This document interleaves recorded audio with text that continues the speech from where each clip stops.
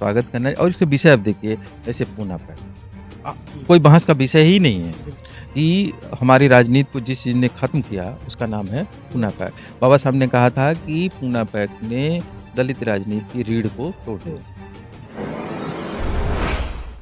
साथियों नमस्कार, मैं हूँ मनोज अंतानी और आप देख रहे हैं समता आवाज़ टीवी। आज एक विशेष खास चर्चा पर मेरे साथ वरिष्ठ पत्रकार रामू सिद्धार्थ जी हैं और चर्चा क्या है मैं आपको दिखा देता हूँ। मेरे हाथ में द्रविड़ भारत नाम से कानपुर से निकलने वाला ये अखबार है। बस इसी पर चर्चा करेंगे। बाबा साहब अम्बेडकर आज से 100 वर्ष पूर्व 4-4 पत्रिकाएँ निकाल रहे थे और पत्रकारों की भूमिका क्या है समाज के अंदर वो उस बात को समझ रहे थे। बाबा साहब अम्बेडकर उस समय पत्रकार चाहते थे समाज के अंदर, उन्होंने 4-4 पत्रिकाएँ निकाली और वर्तमान में हमारे समाज का कोई राष्ट्रीय पत्रकार नहीं राष्ट्रीय पत्रिका नहीं है। छोटे-छोटे स्तर पर लोग अपनी मेहनत करें, जैसे ये उमेश्वरी देवी जी हैं कानपुर से, ये द्रविड़ भारत निकाल रही हैं। इस तरह के सैकड़ों अखबार हैं जो पूरे देश में चल रहे हैं। क्या स्थिति आपको लगती है पत्रिकाओं की बहुजन समाज के जो वर्तमान में निकल रहे हैं और उसमें बाबा साहब जो परिक्रमा कर रहे थे, कैसे संदर्भ देखते थे? देखिए मनोज भाई, सबसे पहली बात तो ये मैं मानता हूँ कि बहुत अच्छी बात है जी, कि हज़ारों अखबार निकल रहे हैं और इतने अखबार बहुजनों के, दलितों के निकल रहे हैं कि आप गिनने लग जाइए तो आपको सालों लग जाएँगे जी, उनकी गणना करने में। और हज़ारों अखबार निकल रहे हैं, हज़ारों यूट्यूबर हैं, और लाखों की संख्या में पत्रकार हैं। जी, तो मैं समझता हूँ कि इस मामले में बाबा साहब का सपना चरितार्थ हो रहा है। आज हम आप बतिया रहे हैं, बात कर रहे हैं, तो जी, मनोज अंतानी हमारे साथ हैं। ऐसे ही हमारे बहुत सारे साथी दूसरी जगह पर हैं। तो मेरे लिए ये बहुत अच्छी बात है और बाबा साहब के सपनों की बात है कि आज की तारीख में हज़ारों अखबार, लाखों पत्रकार और हज़ारों यूट्यूब हैं और बहुजनों के हैं, दलितों के हैं।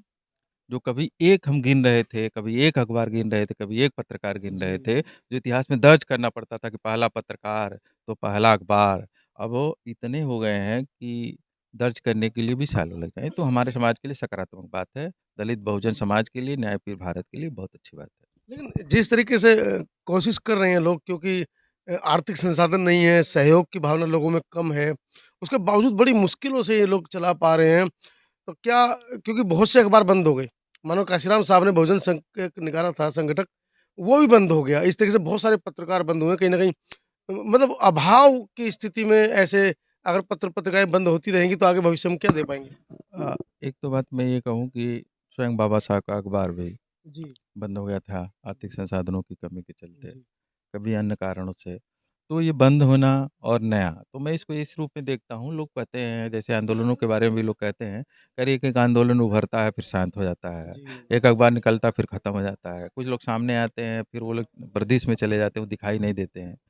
तो मैं इसको मानता हूँ कि समुद्र के अंदर, जो दलित बहुजनों, आदिवासियों का ये समुद्र है, जी, इसके अंदर अंदर बहुत हलचल चल रही है। तो जैसे वो आता है ना ज्वार-भाटा, तो कभी ये बन जी, जाता है, जी। भाटा बन जाता है, कभी ये शांत हो जाता है, कभी क्यों उतार-चढ़ाव चलते रहेंगे। चल रहा है। ये इसलिए ये तब तक चलता रहेगा कि जब तक हमारा जो लक्ष्य है, समतामूलक भारत का, समानता आधारित भारत का, बंधुता आधारित भारत का, स्वतंत्र और रिपब्लिक का लक्ष्य पूरा नहीं होगा। लहरें उठती रहेंगी एक के बाद, फिर शांत होंगी, अखबार आएँगे, बंद भी होंगे, नए अखबार। और जहाँ तक कि मानवेय साहब के बंद होने का, तो उसके पीछे तो जान लीजिए एक बड़ा संगठन था वामसेक। जी, और वो बड़ा संगठन, इतने बड़े पैमाने पर वो बड़ा संगठन नहीं निकाल सकता था। आज कोई इतना बड़ा संगठन नहीं नहीं है। है जी, और जो हमारी पार्टियाँ हैं, अभी फ़िलहाल वो वैचारिक चीज़ों पर ज़्यादा काम नहीं नहीं कर कर कर रहे रही हैं। हैं। अभी हमारा विषय नहीं है क्यों नहीं कर रही हैं, क्या कर रही हैं, वो वैचारिक काम है, उन्हीं के पास जी, संगठन है, संसाधन है।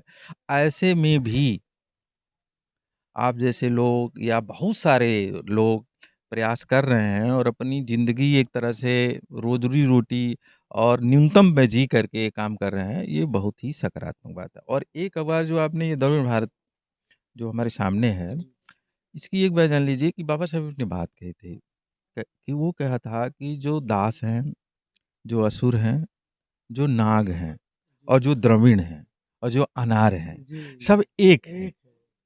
जैसे नागों का महाभारत में आता है ना, जन्मेजय ने और वनाने ने नागों का नाश किया। जी, नागों का नाश किया कि वो जो बहुजनों के, दलितों के, आदिवासियों के राज थे, उसका नाश किया था जी, ब्राह्मणों ने।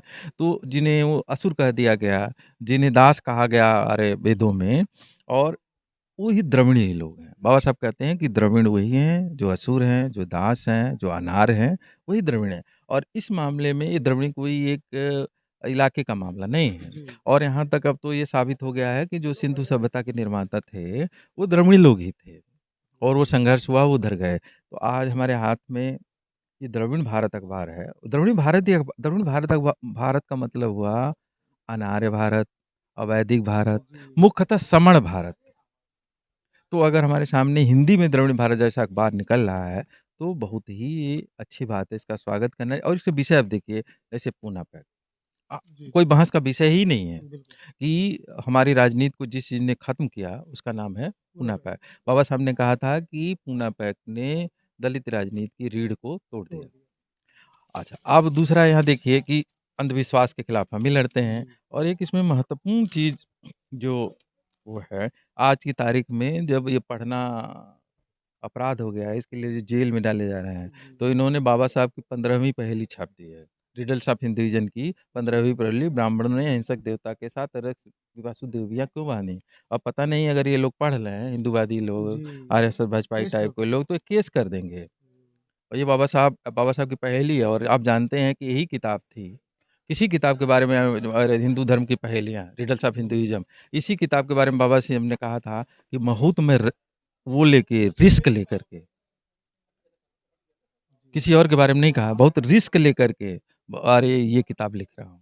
बहुत खतरा मोल रहा हूँ, उनका शब्द था जी, कि ये किताब लेकर के मैं बहुत बड़ा खतरा मोल ले रहा हूँ। किसी और किताब के बारे में नहीं कही थी, क्योंकि ये जो किताब है जिसका ये हिस्सा इसमें द्रविड़ भारत ज़िक्र में छापा गया है, 15वीं पहेली, वो बाबा साहब की जो किताब है रिडल्स ऑफ हिंदुइज़्म, हिंदू धर्म की पहेलियाँ, उसकी 15वीं पहेली है। जी, ये क्या कर देती है, जो वेद है, जो पुराण है, जो मनुस्मृति है, जो ब्रह्मा है, जो विष्णु हैं, जो महेश हैं, जो काली हैं, जो दुर्गा हैं, ये जो इनका आवरण बनाया गया है कि वो बहुत महान लोग थे या जी। सहिष्णु लोग थे, बड़े अच्छे लोग थे, ये बड़ी अच्छी किताबें हैं, ये किताब उसकी धज्जियाँ उड़ा देती है, चिथड़े-चिथड़े कर देती है। मैं अभी ना चिथड़े-चिथड़े कर देती है। जी। और ऐसे में सोशल मीडिया का आना आप कैसे देखते हैं? देखिए, सोशल मीडिया जिसकी जो भी कहे, सोशल मीडिया ने दलित बहुजनों के लिए जो काम किया है, माने मीडिया का लोकतांत्रिकरण जिसको कहते जी, हैं, कि मीडिया नीचे तक पहुँच गई। अभी आप देख रहे होंगे मनोज जी, अभी पिछले दिनों अरे हमारे यहाँ एक घोषी उपचुनाव हो रहा था, या कई जगह आपने देखा जी, होगा, तो जो इसकी एंकरिंग कर रहे थे, बड़ी-बड़ी टीवी चैनलों की तरफ से जो भी एंकरिंग कर रहे थे, अभी ये छोड़ दीजिए कि अरे किसके पक्ष में थे, नहीं थे। हुँ, हुँ, वो कर रहे थे लोकल लोग, जी, क्योंकि उनको भी समझ में आ गया है कि जो अंग्रेज़ी पढ़े हुए लोग हैं, जो मेट्रोपॉलिटन के लोग हैं, वो गाँव के लोगों से कनेक्ट नहीं करते हैं। तो सोशल मीडिया ने पहली बार हमारे लोगों से, हम अपनी भाषा में अपने लोगों से अपने एजेंडे पर बात कर सकें, ये तभी संभव हुआ है जब सोशल मीडिया आई है। आप तो लगातार करते हैं मनोज जी, तो आप जानते ही हैं कि आपने गोरखपुर की बात को कैसे पहुँचाया है, यहाँ की बात को आप कैसे, यहाँ कौन आएगी, कौन एनडी, अरे यहाँ तक एनडीटीवी भी जिसको कहा जाता रहा है कभी, अच्छा जी, कलाडानी, वो भी तो नहीं आएगी यहाँ पर, बिल्कुल, कोई आज तक तो नहीं आएगा। तो और इतनी महत्वपूर्ण बात हो रही है, तो मेरी बात को कौन पहुँचाएगा? तो मैं समझता हूँ कि सोशल मीडिया बहुजनों के लिए, दलितों के लिए, आदिवासियों के लिए, कमज़ोरों के लिए, मज़दूरों के लिए बहुत बड़ी ताकत बन के सामने आई है। हर चीज़ का थोड़ा बहुत मिसयूज़ होता है, इसका भी हो रहा जी, होगा, लेकिन मूल बात ऐसी है कि वो हमारी ताकत है। जो लोग पॉज़िटिव निकाल सकते हैं, वो हाँ, निकाल रहे हैं। निकाल रहे, ज़्यादातर लोग निकाल रहे हैं जी, अपने-अपने तरीके से, अरे उसमें कुछ थोड़ी बहुत गड़बड़ी भी होती रहती है, लेकिन हर अच्छी चीज़ में थोड़ी बहुत गड़बड़ी, बात है 70%, 80%, 60% क्या जी। है? ये देखना चाहिए कि 60-70 क्या है? 30-40 तो हमेशा शुक्रिया मनोज।